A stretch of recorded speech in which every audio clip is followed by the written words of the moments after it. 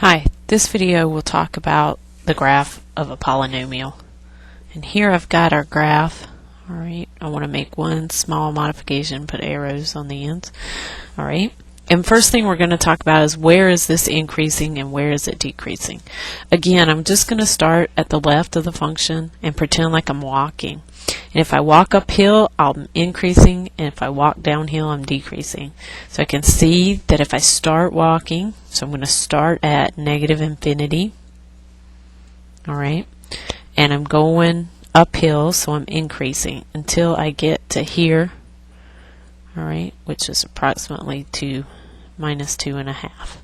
Alright, so from negative infinity to minus 2.5, I'm increasing. Then from minus 2.5, I start walking downhill, so now I am decreasing till I get to about a half. Okay, so from minus 2.5 to a half, I am decreasing. And finally, the last interval, I see that I'm walking uphill again, or I'm increasing. So from a half, I'm going to add that in here. So from a half up to positive infinity, I'm increasing. Okay? So that's how you determine when you're increasing and decreasing. Notice that you're recording the x values associated when you walk uphill for increasing. So from here, here, and downhill for decreasing. Next, let's talk about the extrema. The global or absolute max and min.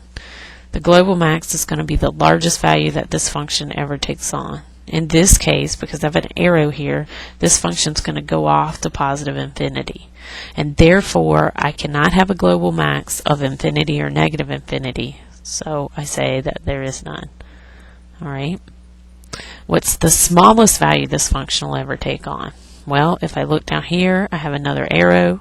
It's going to go off to negative infinity, so I have the same answer, none.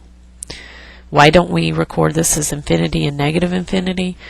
Well, it's just one of those math issues. Can you ever really get to infinity? No, so we don't record them as having a global max or a global min. It will go on for forever.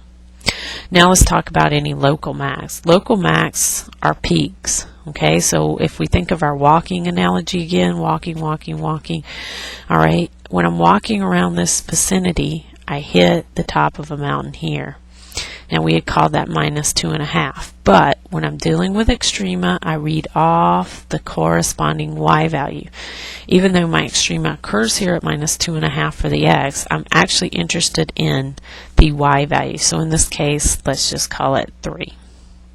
Okay, I'm just approximating because I can't read it off exactly.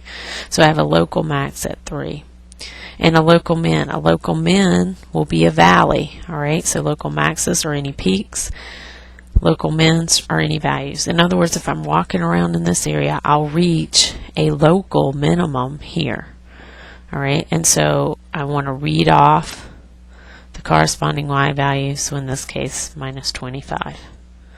Alright, so that's the important thing. When we talk about extrema, we're reading off the corresponding y values. And negative and positive infinity cannot be one of our extremas. Next, let's talk about turning points. It's funny, turning points do correspond to our local extrema, okay? But a turning point, we're going to give both an x and a y coordinate.